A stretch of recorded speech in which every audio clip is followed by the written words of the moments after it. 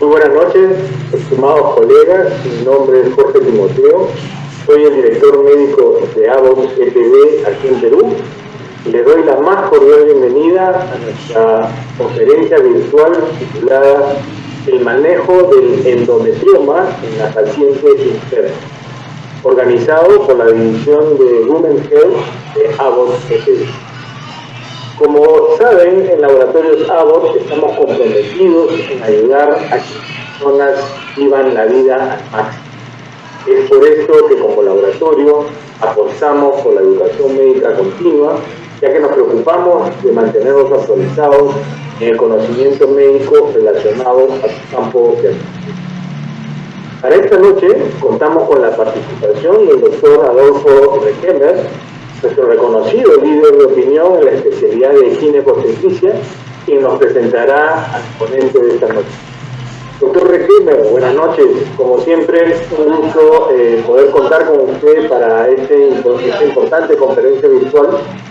Y le cedo la palabra, por favor, para que presente esta noche. Muy buenas noches, muchas gracias, doctor Timoteo, por la presentación. Vamos a hablar el día de hoy acerca de un tema tremendamente importante, que es la endometriosis, que como todos sabemos es una enfermedad ginecológica benigna que los ginecólogos vemos con relativa frecuencia y que generalmente se presenta como dolor pélvico o con infertilidad o ambas, y tiene tres manifestaciones comunes: la endometriosis peritoneal o superficial, la endometriosis ovárica, que es lo que vamos a comentar el día de hoy, y la endometriosis infiltrativa profunda. En estas tres presentaciones son las más comunes, y el día de hoy se abordará el tema del manejo del endometrioma en la mujer infértil. Consideramos sumamente importante que los médicos ginecobstetras tengan una actualización sobre el tema, dado que pueden haber muchas repercusiones, sobre todo referidas al manejo quirúrgico. Debemos tener muy en claro cuándo debe priorizarse el tratamiento quirúrgico, cuándo debe priorizarse el tratamiento de fertilización asistida, y cuáles son las probables complicaciones que puede haber referidos a la parte quirúrgica, sobre todo en relación a lo que conocemos como disminución en la reserva ovárica. Es para mí un verdadero placer y un honor presentar al conferencista de esta noche. Es el doctor Ricardo Loret de Mola, conocido por muchos de los que están presentes en esta reunión. El doctor Ricardo Loret de Mola es médico ginecobstetra, es certificado en ginecología y obstetricia por el Consejo Americano de Ginecología, certificado también en endocrinología reproductiva e infertilidad y en cirugía mínimamente invasiva por el Consejo Americano de Obstetricia y Ginecología. Trabaja actualmente como profesor de la cátedra y director del Departamento de Obstetricia y Ginecología de la Escuela de Medicina de la Southern Illinois University. Fundó el Centro para la Fertilidad y Fecundación in vitro de esta universidad, donde es el director médico. Actualmente es el vicepresidente de la Asociación Latinoamericana de Medicina Reproductiva y jefe de la sección de Illinois del Colegio Americano de Obstetricia y Ginecología. Ricardo, por favor, puedes comenzar tu conferencia. Muchas gracias, doctor Requemer, por esta invitación. De veras es un placer estar con ustedes en Perú de nuevo. Qué lástima que no sea en persona. Y de nuevo le agradezco a Laboratorios Abbott que tenga la gentileza de la invitación y que continúen participando y apoyando en la educación médica continua en el Perú. De veras les agradezco muchísimo la invitación y espero que esta no sea la última vez. De nuevo vamos a empezar a hablar un poco sobre el aspecto de endometrioma y el manejo. Podemos hablar de endometriosis por días, por horas. Es una enfermedad que realmente es importante para el cuidado de la salud de la mujer, y es tan extenso el tema que tenemos que realmente enfocarnos en algo que sea más objetivo, y vamos a hablar específicamente sobre el manejo del endometrioma. No tengo ningún conflicto de interés que declarar, solamente que soy cirujano y como opero, probablemente algunos de ustedes piensen que eso sea un conflicto de interés. Vamos a hablar sobre la patofisiología del endometrioma, vamos a hablar a favor y en contra de la cirugía para endometriomas, vamos a hablar de los efectos quirúrgicos a la reserva ovárica, ya sea si operamos o no operamos, y darles una idea de lo que yo he interpretado como la información actual de este tema en particular y tratarles de dar un árbol de toma de decisiones para poder evaluar y cómo tomar la decisión de llevar a una paciente a quirófano o no. El endometrioma en sí causa daño del tejido ovárico normal. Hay menor densidad folicular en el tejido ovárico con el endometrioma en comparación del ovario normal adyacente. Estos tumores o estos quistes tienen un alto contenido de hierro, especies de oxígeno reactivo, enzimas proteolíticas y moléculas inflamatorias que en concentraciones muchísimo más altas que lo que se encuentra en sangre periférica. Entonces, tienen un aspecto de daño químico al mismo tiempo de un daño físico por la destrucción del ovario que ocurre por su crecimiento. También existe un cambio importante en la circulación ovárica intersticial, estos vasos sanguíneos que vienen del mesosalpinx y que dan el flujo sanguíneo al ovario, así como también la arteria y la vena ovárica. Y existe una resistencia aumentada al flujo sanguíneo. En pocas palabras, es más difícil para la sangre que entre al ovario, y esto ha sido demostrado con medidas de Doppler. Esto puede ser la causa de parte de la fibrosis ovárica intersticial y daño microvascular que los ovarios pueden percibir, y de esa manera probablemente afectar la y también sabemos que los ovarios que tienen un endometrioma ovulan menos frecuentemente que los ovarios normales. Entonces todo esto contribuye al aspecto de la infertilidad. Tenemos opciones de tratamiento médico y tratamiento quirúrgico.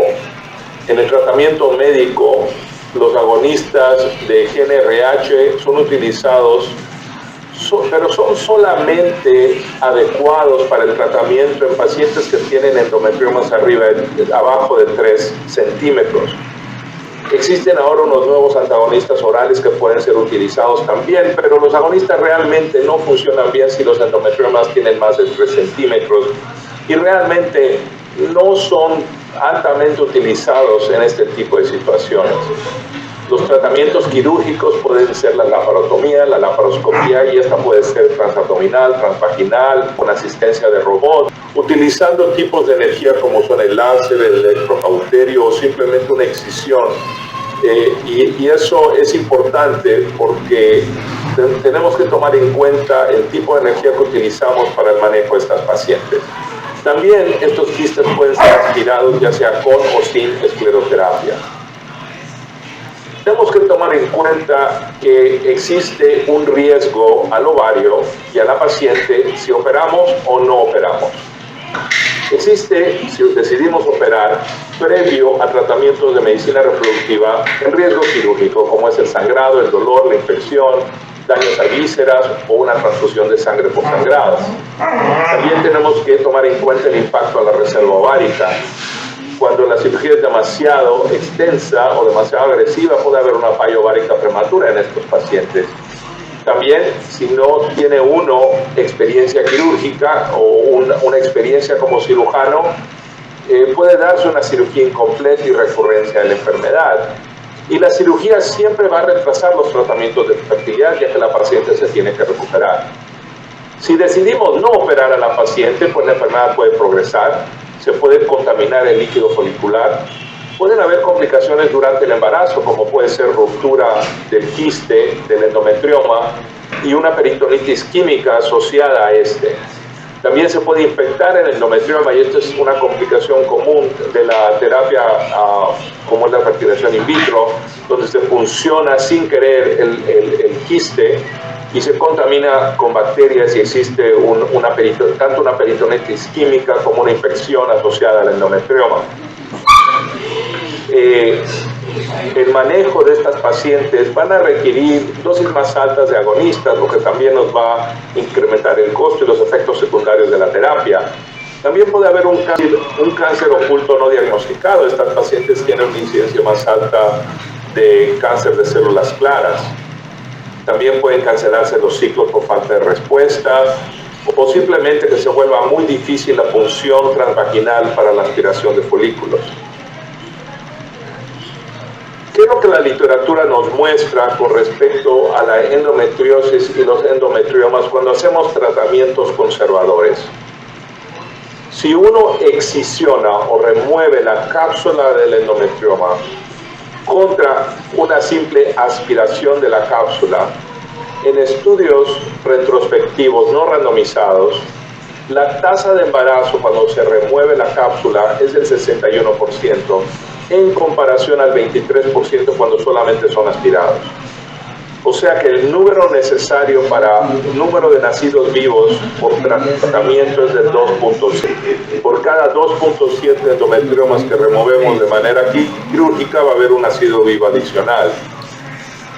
Cuando hablamos de comparar el tratamiento quirúrgico resecando la cápsula cuando solamente drenamos el endometrioma en pacientes que no están planeando hacerse fertilización in vitro, los metaanálisis limitados que existen a la fecha nos demuestran que la excisión del endometrioma nos da una tasa mejor de embarazo. Estos dos estudios que han sido publicados hasta la fecha fueron en pacientes con endometriomas arriba de 3 centímetros que fueron tratados de manera laparoscópica y demostraron que al remover la cápsula reduce la recurrencia del endometrioma, las cirugías repetidas, la dismenorrea, la dispareunia y el dolor no menstrual. Y también se incrementan las tasas de embarazo espontáneo con una mejor respuesta a los tratamientos de fertilidad al mismo tiempo. Cuando comparamos las tasas de recurrencia en este otro grupo de pacientes estudiadas, que fueron seguidas a 2 años en 258 pacientes que fueron evaluadas, de nuevo, claramente la cistectomía reduce las tasas de recurrencia en estas pacientes a 2 años y las tasas de embarazo con cistectomía en comparación con el drenaje puramente en 134 pacientes, claramente se favorece de nuevo la cistectomía quirúrgica en este grupo de pacientes. Cuando entonces empezamos a estudiar más íntimamente el efecto del endometrioma en la respuesta ovárica, este fue un estudio que publiqué ya hace algunos años, donde la aspiración y el drenaje nos da una mejor respuesta a la estimulación. Y las pacientes que han tenido cistectomías tienen una respuesta más pobre a la estimulación ovárica. Entonces uno se empieza a preguntar, bueno, si removemos la cápsula en unos estudios, mejoramos las tasas de embarazo, pero en otros estudios no. Y aquí viene parte de esa controversia y vamos a hablar un poquito más al respecto. ¿Qué es lo que pasa con los endometriomas y las tasas de nacido vivos? Cuando uno compara la cirugía con resección de la cápsula o simplemente la aspiración del endometrioma en 1000 pacientes, no vemos que haya una diferencia importante en las tasas de nacido vivo con el grupo control, que son las pacientes que se drenan, contra las pacientes que se reseca la cápsula. Y de ahí viene un movimiento de parte de muchos especialistas de fertilidad donde no recomiendan resecarlas, pero vamos de nuevo a disecar la información un poco más.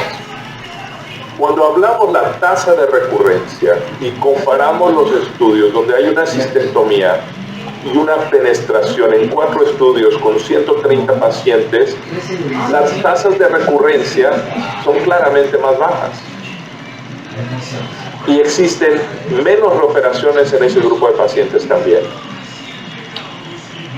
Entonces, ¿qué es lo que está pasando? Bueno, una parte puede ser que influya el tamaño del endometrioma, Hay un estudio prospectivo en el 2014 que investigó la relación entre el tamaño del endometrioma y la función ovárica. Cuando este grupo compara 64 pacientes con endometriomas unilaterales, estos ovarios tenían menos folículos, menos ovocitos aspirados, y estos fueron vistos en ovarios con endometriomas concurrentes. Y estos estudios nos demuestran que endometriomas que son arriba de 3 centímetros influyen de una manera importante el número de ovocitos y folículos que son aspirados. Pero en endometriomas de menos de 3 centímetros, estos estudios hablan que la FSH basal nos puede predecir las tasas de embarazo mejor, y esto se correlaciona de buena manera con pacientes que tienen pruebas de hormona antimülleriana bajas. Entonces, basado en la información que les estoy mostrando, ¿qué es lo correcto? Si tenemos pacientes y seguimos algunas de estas recomendaciones y decidimos que no vamos a operar a esas pacientes porque los endometriomas son pequeños, muchas de esas pacientes van a terminar en fertilización in vitro. Entonces, usted sigue algunas de estas indicaciones, le recomienda a la paciente que se haga una fertilización in vitro y no se embaraza. ¿Qué es lo que va a hacer si no se embarazó? Bueno, pues le va a recomendar otro tratamiento y otro y otro y otro. ¿Cuántos tratamientos de fertilización in vitro podemos recomendarle a una paciente antes de ofrecer cirugía? En particular en endometriomas pequeños, donde sea más difícil la justificación de una cirugía. Cuando vemos la tasa acumulativa de embarazo con fertilización in vitro en pacientes que tienen endometriomas pequeños no tratados, nos damos cuenta que la tasa de embarazo acumulativa fue del 73.7% después de 6 ciclos. Esto se incrementa del primer ciclo al tercer ciclo y básicamente se queda sin un incremento importante en las tasas de embarazo. Lo que nos sugiere que en aquellas pacientes con endometriomas que no son tratados, que son pequeños, que han fallado tratamientos de fertilidad por 3 ciclos, sea justificable la cirugía. Y hay un estudio muy interesante publicado en 2016 por un grupo de Israel. Y es un estudio que va a ser extraordinariamente difícil de repetir. Tomaron 78 mujeres con estadios avanzados, estadios 3 y 4 de endometriosis, en general jóvenes de 34 años, el 72% nulíparas, con infertilidad de 53 meses, que se habían hecho en promedio 6.6 ciclos fallidos de fertilización in vitro. A estas pobres mujeres les debieron de haber dado no una cirugía, una medalla, por haberse hecho tantos ciclos sin cirugía. Estas pacientes eran sintomáticas antes de ser operadas, o sea, se les llevó a fertilización in vitro, tenían síntomas de endometriosis, no se operan, se les lleva a reproducción asistida, 6.6 ciclos y no están embarazadas. Un grupo olímpico de mujeres realmente. Estas pacientes se les somete a cirugía multidisciplinaria agresiva, tratando de remover toda la endometriosis activa que existía en estas pacientes. Posterior al tratamiento quirúrgico, el 42% de estas pacientes tuvieron un nacido vivo. 3 de ellas tuvieron, por un 9%, un embarazo espontáneo. Todas las demás se concibieron con fertilización in vitro.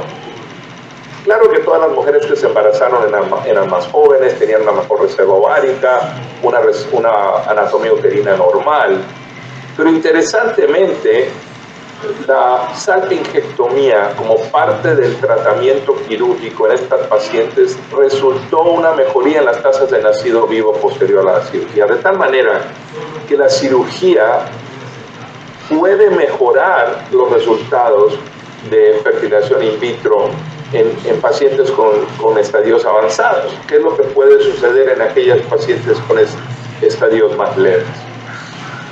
Es importante tomar en cuenta que el endometrioma no es un verdadero quiste.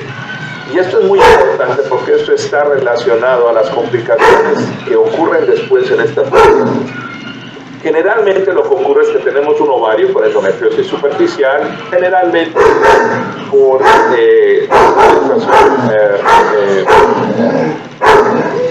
y estos pequeños áreas de endometrio pueden caer en el ovario. Estas pacientes ovulan, el tejido entra al ovario, al foco ovulatorio, empieza a crecer esta pseudocápsula del endometrioma. Al crecer la menstruación interna en esta área, esto conlleva una fibrosis alrededor de este quiste como respuesta a todas las sustancias químicas de las que estamos hablando, y existe una clara fibrosis entre el tejido del endometrioma y el tejido del estómago ovárico normal. ¿Y por qué es importante? Porque el doctor Román en Francia ha demostrado que frecuentemente se remueve parte de la pared ovárica normal en el proceso de remover la pseudocápsula. Él hizo 37 casos quirúrgicos con una técnica quirúrgica estandarizada. Estamos hablando de una persona muy experimentada como cirujano ginecológico. Y demostró relación directa entre el tamaño y la cantidad de tejido parénquima normal que se removió a la hora de esa cirugía, que puede llegar a tener un 50% de parénquima normal, por el cual él recomienda que se disminuyan las excisiones múltiples en este grupo de pacientes. Entonces, ¿qué es lo que pasa con la reserva ovárica en este grupo de pacientes? Cuando vemos la información publicada hasta la fecha en 17 estudios, casi 1.000 pacientes con endometriomas, comparadas con 1.800 pacientes que no tenían un endometrioma, las pacientes con endometrioma, en comparación con pacientes sin endometrioma, tienen niveles de hormona antimülleriana más baja, que habla de un compromiso en la reserva ovárica. Cuando uno lo compara con pacientes con ovarios normales, igual vemos el mismo resultado. Cuando con pacientes que tienen quistes ováricos simples y endometriomas, de nuevo existe una reducción en hormona antimülleriana que habla de un daño ovárico resultado por el endometrioma. Entonces, de ahí viene parte de la controversia. Estas pacientes inician con una hormona antimülleriana más baja y vamos a potencialmente hacer una cirugía que pueda disminuir el tejido ovárico normal. Cuando vemos el efecto de la cistectomía por endometrioma y vemos estudios prospectivos en más de 116 pacientes entre 18 y 43 años que fueron tratadas por endometriosis peritoneal o endometriomas, y comparamos la hormona antimülleriana antes de la cirugía, un mes después de la cirugía y 6 meses después, nos damos cuenta que la hormona antimülleriana basal en estas pacientes con endometrioma es más bajo que en pacientes que fueron operadas por endometriosis pélvica o que sus pelvises eran normales. Y cuando estos endometriomas son bilaterales, los niveles son todavía más bajos. Entonces, estas pacientes con endometriomas reducen su reserva ovárica al primer mes, pero a los 6 meses empieza a haber una recuperación en la reserva ovárica, que es algo muy interesante. ¿Y qué es lo que está ocurriendo? Pues nos damos cuenta que al año, después de la cirugía por endometrioma y después de la cistectomía, ocurre una recuperación al año en la reserva ovárica. Este nivel de hormona antimülleriana se recupera más de un 50% al año posterior a la cistectomía. ¿Y qué es lo que está ocurriendo? Estas pacientes tienen un daño asociado a la cistectomía. Muy probablemente haya un daño a la corteza, pero más importantemente a la de la cantidad de sangre y el daño a los vasos sanguíneos que ocurren en relación a la cirugía, más que la cirugía en sí, porque existe una recuperación de estos folículos. Probablemente sea el factor más importante de la reducción de la hormona antimülleriana. Cuando uno entonces, en vez de tomar niveles de hormona antimülleriana, hace uno una cuenta de folículos antrales, que es otra manera subrogada de medir la reserva ovárica, y comparamos un ovario afectado con un ovario no afectado en la cuenta de folículos antrales, nos damos cuenta que los ovarios que no tienen un endometrioma tienen una cuenta de folículos antrales más alta. No es una sorpresa. Después de la cistectomía, comparamos el ovario que fue operado consigo mismo. La cuenta de folículos antrales es la misma. No hay una diferencia importante.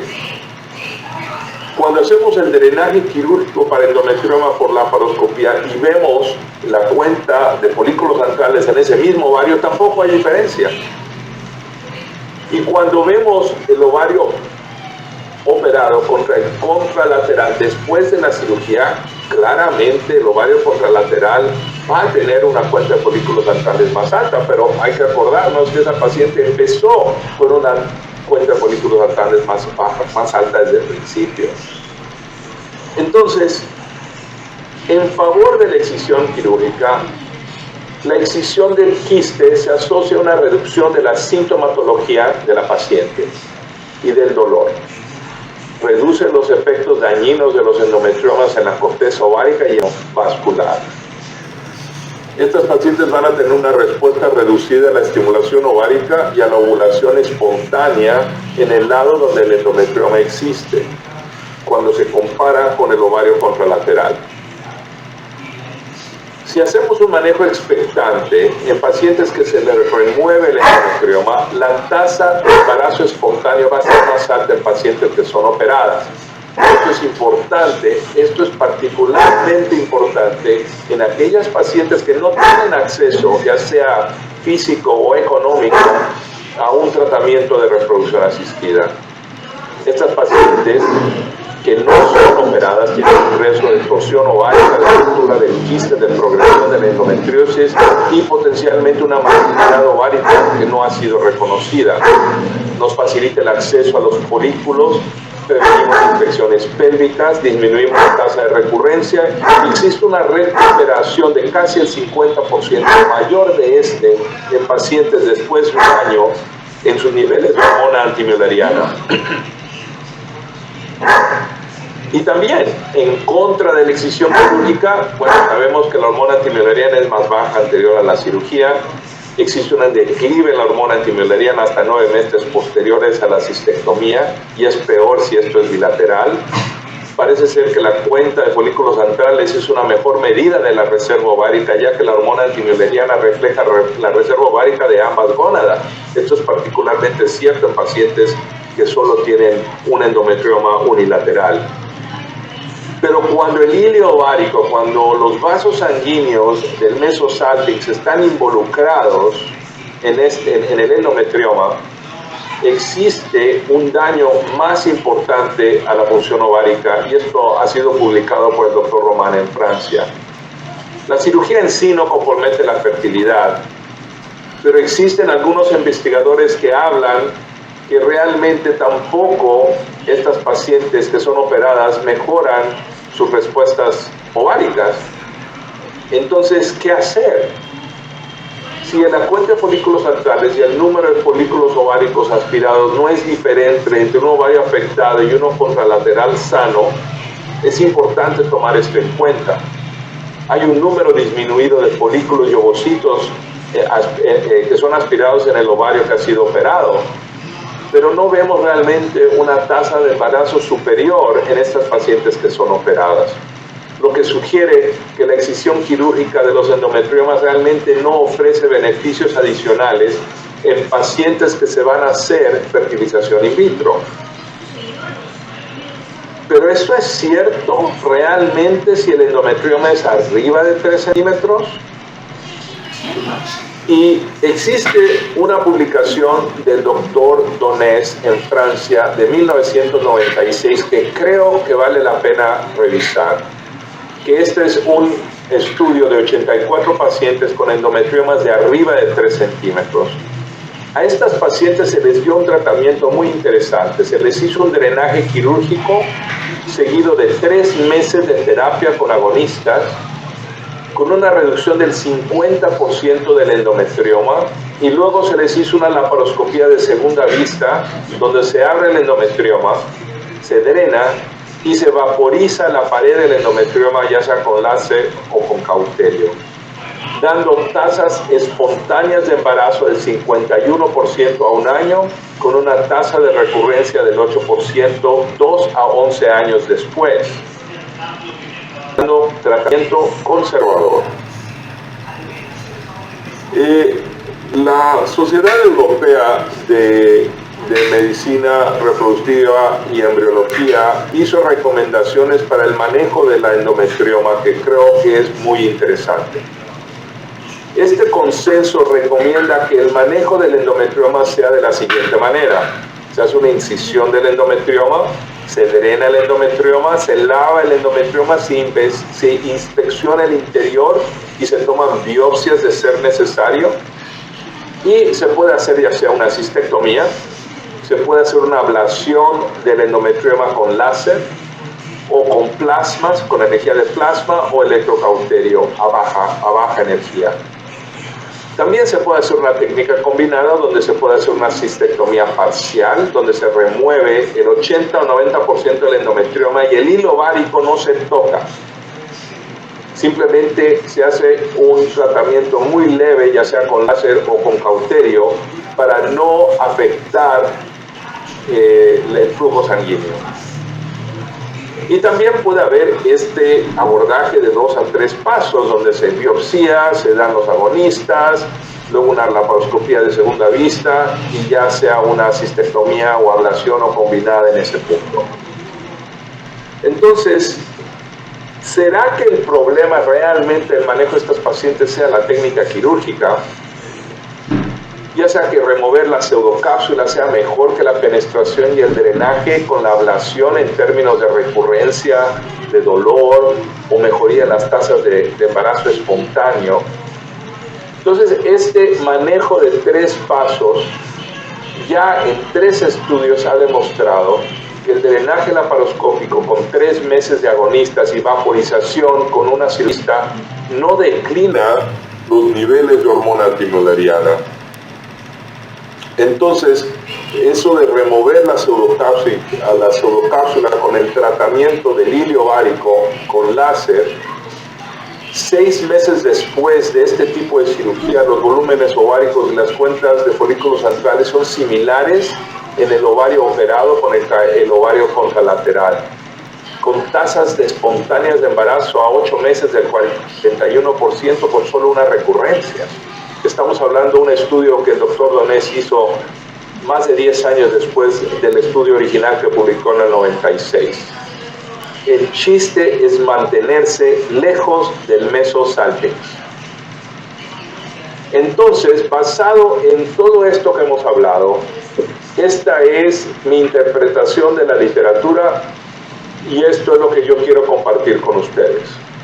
Si tienen una pareja infértil y tienen un endometrioma de menos de 3 centímetros, probablemente cirugía no sea necesaria. Se puede proceder con un tratamiento conservador, se puede proceder con fertilización in vitro, prácticamente no importa, esto depende de los deseos de la paciente. Pero hay que mantener el ojo en el endometrioma que no crezca. Si el endometrioma es arriba de 3 centímetros y la paciente se quiere embarazar de manera natural y no quiere fertilización in vitro, ya sea por razones personales o económicas, creo que es justificable remover la cápsula. Esto incrementa las tasas de embarazo espontáneo, preserva la densidad folicular, reduce las recurrencias, dolor, etc. Si la paciente podría también considerar un cambio o una modificación de lo que recomienda el doctor Donés, que sería un abordaje de 2 pasos. Se hace un drenaje quirúrgico, se le da a la paciente 3 meses de agonista y en vez de una segunda cirugía, hacer un ultrasonido transvaginal. Si existe un endometrioma de arriba de 3 centímetros, bueno, entonces habría que hacer un drenaje laparoscópico y a lo mejor un láser de la cápsula que nos daría una tasa de embarazo espontáneo del 51%. Pero si el endometrioma en el ultrasonido es menos de 3 centímetros o no se puede visualizar, estas pacientes las podemos tratar por observación y se pueden embarazar de manera espontánea o con tratamientos de baja complejidad. Pero si la paciente tiene un endometrioma de arriba de 3 centímetros, es una paciente más añosa, tiene otras indicaciones para fertilización in vitro, como puede ser un pero, etcétera, estas pacientes van a aceptar fertilización in vitro. Entonces, estas pacientes se les hace un drenaje quirúrgico, una aspiración, y ya que en la primera cirugía no hay una diferencia importante en las tasas de embarazo, ya sea que esta paciente sea aspirada o resecada, en estos casos primarios, puede ser que preservemos la reserva ovárica un poquito mejor, y esto es particularmente cierto en este grupo de pacientes, ya que no hay una gran diferencia en los casos quirúrgicos, pero muy probablemente en estas pacientes, después de que tienen 3 ciclos fallidos de fertilización in vitro, deben de considerar un manejo más agresivo, ya que estas pacientes, particularmente si son sintomáticas, con endometriosis severa y falla repetida en la implantación, estas pacientes se benefician de cirugía laparoscópica agresiva y extensa por un equipo multidisciplinario. Y esto es consistente con las publicaciones que ha hecho el doctor Adamson, Impasta y Soriano en el 2016. Como conclusión, al tomar decisiones en estas pacientes, tenemos que recordar que la vida de la paciente va a continuar más allá de un bebé. No hay que solamente enfocarse en el embarazo. ¿Qué es mejor? ¿Remover la cápsula, drenarla o no hacer nada? Y todo esto depende si la paciente tiene síntomas, el tamaño del endometrioma y los objetivos de la paciente a corto, mediano y largo plazo. Posterior a la fertilización in vitro, si uno no maneja el endometrioma de manera adecuada, este no va a desaparecer, este puede crecer, dar complicaciones, ya sea durante el embarazo, se puede convertir en sintomático, tener una neoplasia, y al no hacer nada, lo único que estamos haciendo es pasarle el problema al siguiente médico. De nuevo les agradezco mucho su atención, su amable atención. De nuevo mi agradecimiento al doctor Requemer por su invitación hoy por la noche, y al laboratorio Abbott por patrocinar este simposio. De nuevo, muchas gracias, Perú.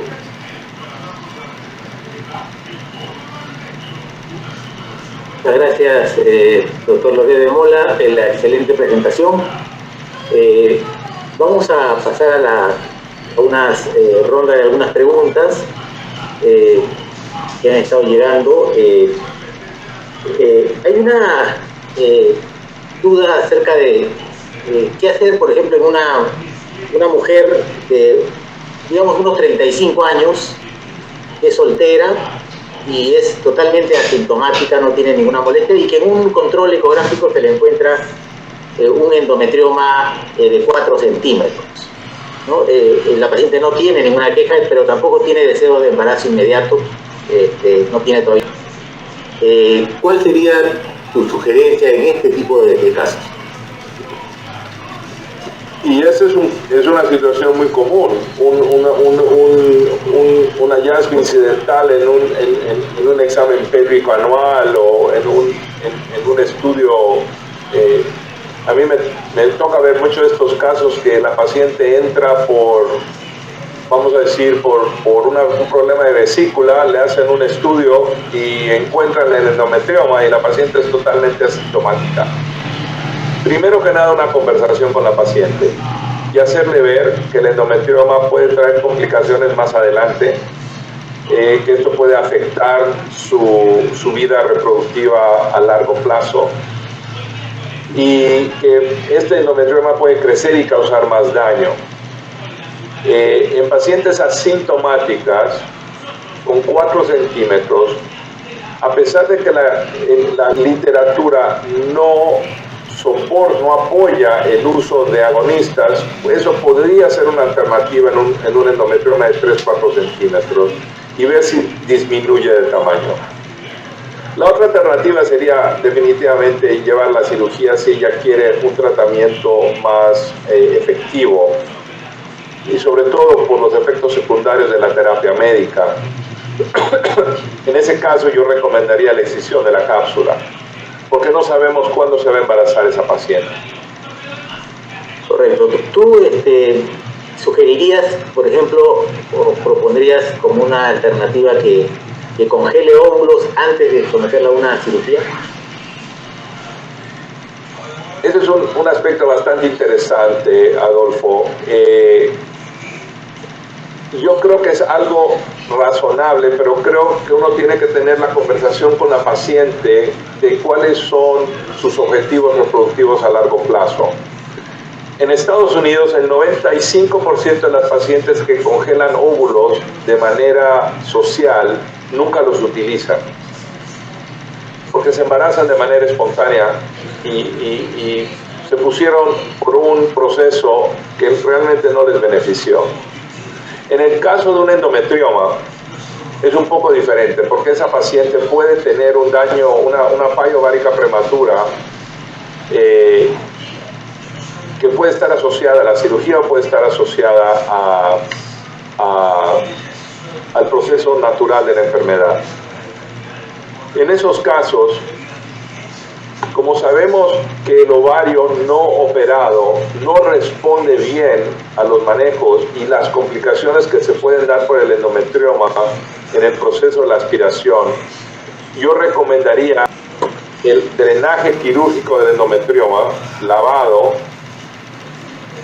inspección de la cápsula, ya sea que se remueve una parte de la cápsula o se utilice láser, darle a la paciente agonistas de 1 a 3 meses y llevar la fertilización in vitro con congelación de ovocitos en ese punto. Pero yo abocaría el tratamiento quirúrgico primero y luego la congelación de ovocitos después, no antes. Correcto.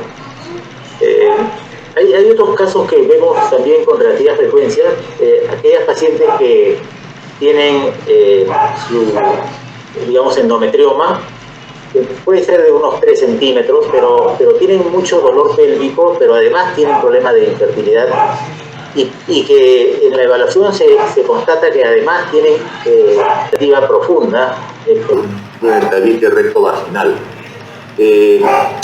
El tratamiento quirúrgico ha demostrado que obviamente puede mejorar el dolor en este tipo de pacientes, pero ¿tú sugerirías que antes de que se embarace se le trate de endometriosis profunda o priorizar primero el embarazo? Sí, desgraciadamente no hablamos de endometriosis infiltrante profunda en esta presentación, pero hay suficiente literatura que apoya que las tasas de embarazo en pacientes que han sido tratadas por endometriosis infiltrante profunda tienen tasas de embarazo superiores cuando son operadas a cuando no son operadas. Por un lado, la indicación ahí es el dolor. En particular, cuando el dolor muy probablemente está afectando la vida sexual de esa paciente también. La paciente no tiene acciones con la frecuencia que deberían de tener para poderse embarazar de manera espontánea. Entonces, la indicación ahí es el dolor, no la infertilidad. La mejoría de la infertilidad se da como un aspecto secundario. Entonces, en esas pacientes, el dolor es lo que da la indicación, sin importar el tamaño del endometrioma. Y hablando de eso, Adolfo, no sé cuál sea tu recomendación, pero en el caso de dolor, donde tienen endometriomas pequeños, yo no recomiendo que se remueva la pseudocápsula. En esos endometriomas pequeños, simplemente abrirlos, lavarlos, inspeccionarlos, de que no vayan a tener una excrescencia o algún crecimiento anormal que tenga que ser removido o biopsiado, y simplemente drenarlos como parte del proceso quirúrgico, porque uno tiende a remover mucho del tejido ovárico normal cuando trata de remover uno de esos pequeños endometriomas. No sé cuál sea tu experiencia. Sí, totalmente de acuerdo. Y de hecho, en esos endometriomas pequeños, Incluso técnicamente es más difícil a veces sacar la cápsula. La pseudocápsula está muy adherida, y a diferencia de los que son más grandes, que hay un plano de clivaje, ¿no?, que es más fácil. Pero efectivamente es muy cierto. Aquí el drenaje, ¿tú sugerirías solo drenar o también hacer como una ablación de la superficie interna que queda o una vaporización o una cauterización?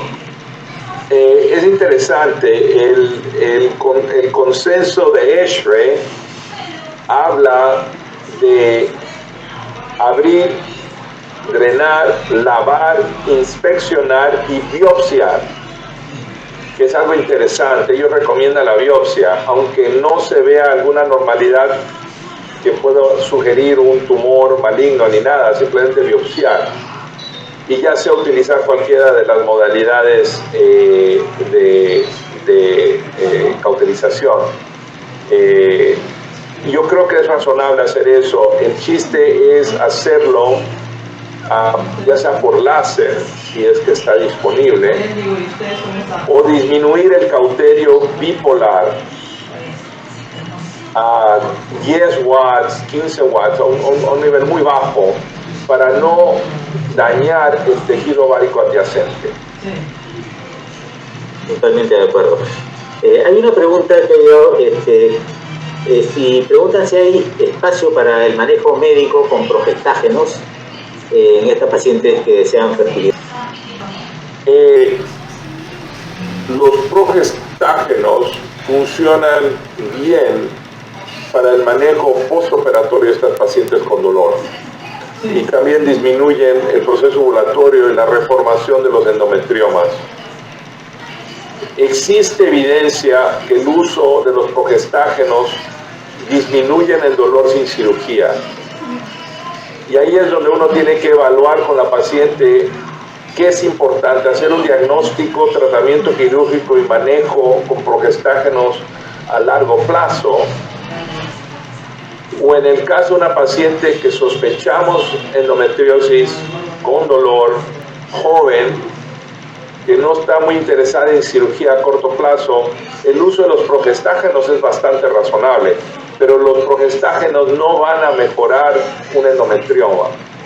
Cuando menos no hay evidencia de que lo puedan hacer. Disminuyen el dolor ovulatorio y la dismenorrea, pero no mejoran el tamaño del endometrioma. Correcto.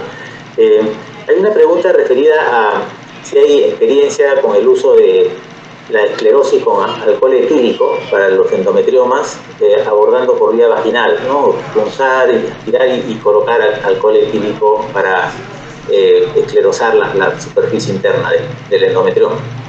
Sí, no puse esa transparencia por cosa de tiempo. El doctor Abul-Gabar en Egipto fue el primero que describió este tipo de tratamiento, una aspiración transvaginal y luego instalación ya sea de etanol, metrotexate, doxiciclina, y hay una gran variedad de químicos que han sido utilizados. Primero, es muy doloroso. Segundo, un porcentaje alto de estas pacientes hacen una peritonitis clínica. Y tercero, la tasa de recurrencia es de arriba del 80%. Entonces, la aspiración transvaginal con instalación de escleroterapia no es muy efectiva en estas pacientes a largo plazo, y realmente no sabemos cómo afecten la fertilidad a largo plazo tampoco, porque no hay información al respecto. Yo no recomendaría a nadie, porque además estas pacientes tienen una tasa alta de infección en el proceso. Entonces, entiendo la razón por que la gente lo promueve, pero la evidencia no está ahí de que sea un tratamiento recomendable. Correcto. Hay una pregunta respecto a ¿qué hacer, por ejemplo, en esos casos donde técnicamente es muy difícil abordar los folículos que están detrás del endometrioma al momento de la aspiración? Y bueno, ¿cómo hacer en estos casos? Y qué hacer en los casos en los que de manera accidental se puncha el endometrioma. ¿Cuál es la conducta a hacer? ¿Los antibióticos? ¿Cuál es la conducta habitual en estos casos de función de estos endometriomas? Cuando uno los funciona inadvertidamente, es importante darle a la paciente un curso antibiótico, generalmente doxiciclina. Uno lo puede iniciar de manera intravenosa inmediatamente después del procedimiento y continuar el antibiótico 100 miligramos 2 veces al día por 10 días para disminuir el riesgo de un absceso. No es recomendable funcionarlos, hay que evitarlos a toda costa y es mejor sacrificar algunos folículos que no se pueden funcionar con tal de no entrar a la endometrioma, porque el endometrioma contamina también el líquido folicular y esos ovocitos que han sido contaminados tienen una tasa de fertilización bastante baja. Yo por eso advoco el considerar la cirugía. De nuevo, si el endometrioma es pequeño, es muy chiquito, y también ocurre que uno hace una punción y de repente sale un material achocolatado sin haberse dado cuenta porque uno pensaba que era un folículo cuando en realidad era un pequeño endometrioma. Es importante quitar la aguja, lavarla muy bien o inclusive cambiar la aguja a una nueva y continuar el procedimiento, porque todas esas sustancias que están en el endometrioma afectan la fertilización de manera importante. Esos ovocitos hay que lavarlos mucho, quitar todo ese material que se despega para tratar de salvar el ciclo. Perfecto. O sea, ¿tú recomendarías de preferencia, si hay posibilidad de cambiar todo el equipo, mejor una nueva aguja para... Sí, yo recomendaría usar una aguja nueva. O, porque yo entiendo, no es nada barato hacer eso, lavarla muy bien con el líquido que utilizamos para el crecimiento de los ovocitos y los embriones, con el medio de cultivo, lavar muy bien la aguja para que no quede nada del material en eso. Yo siento que es más fácil cambiar la aguja. Perfecto. De nuevo, entró y aspiró. Terminar la aspiración, sacarlo ya todo. Ya una vez que uno contaminó la aguja, sácalo todo lo que pueda sacar. Puedes inclusive cuando usas una aguja de doble bisel, lavarlo un poquito, sacar la aguja, cambiarla y usar una nueva. Eso es lo que yo hago aquí en el centro. Correcto. Hay una pregunta respecto a en qué forma afecta la microbiota en estos procesos y cómo se evalúa. Nosotros publicamos este año pasado y hemos presentado 5 publicaciones en congresos de endometriosis el efecto de la microbiota en la endometriosis, y es algo muy interesante. Hubiera sido interesante hablar un poquito más de ello. De hecho, nos dieron el premio a la mejor presentación en el Congreso Europeo de Fertilidad en el 2019. El Europeo de Endometriosis en el 2019.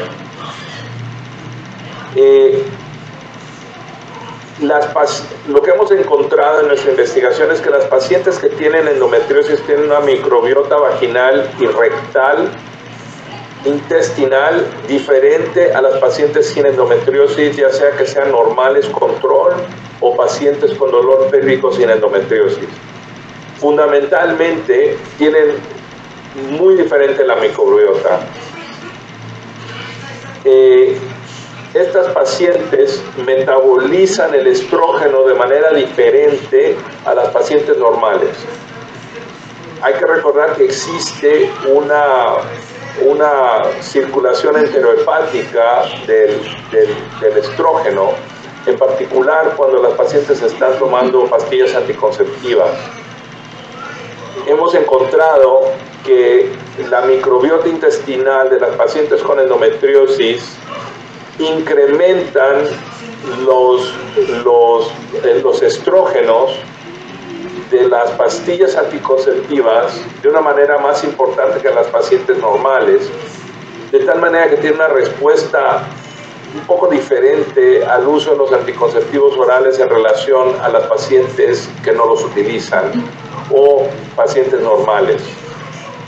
Tienen poblaciones bacterianas que promueven ese proceso de circulación enterohepática de una manera importante, y claramente tienen una microbiota totalmente diferente a las pacientes normales.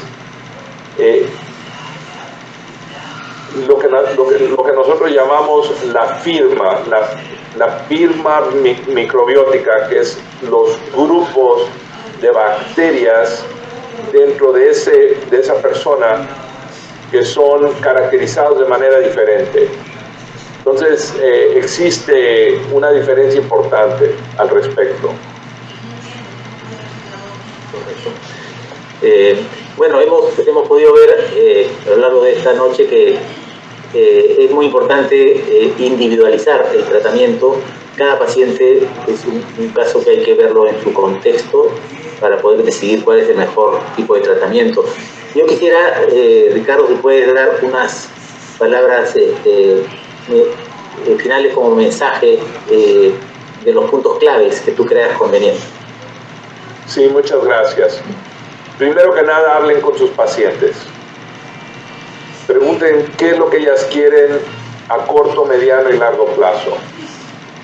Las pacientes que tengan dolor, existe un espacio para tratamiento médico, ya sea con progestágenos o con agonistas, pero si estos no funcionan, las pacientes tienen que ser consideradas para cirugía.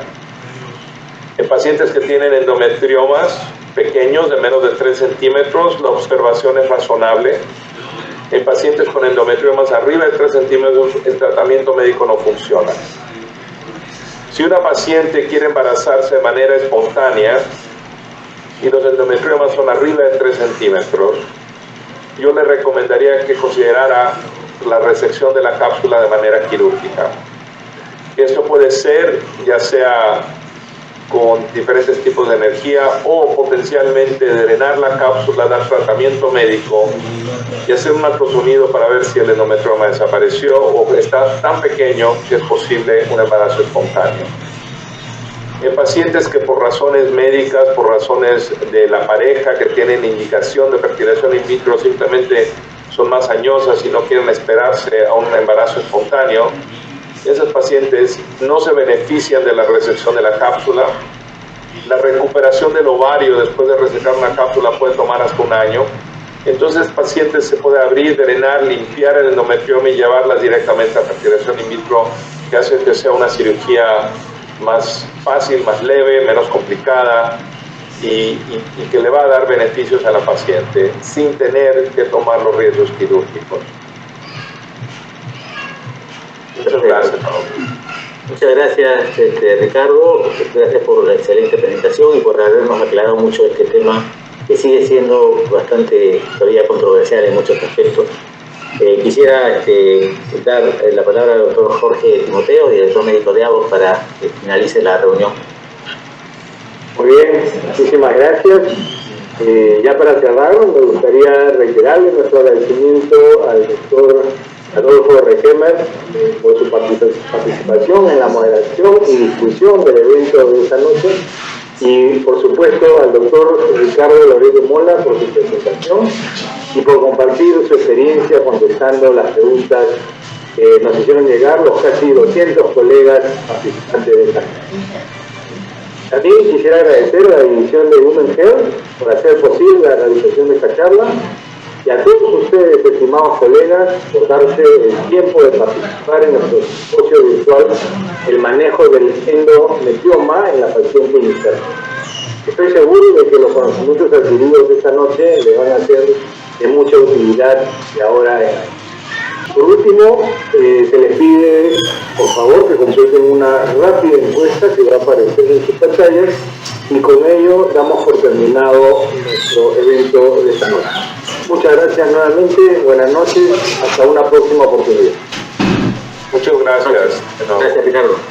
Gracias a ustedes. Gracias a todos. Adiós.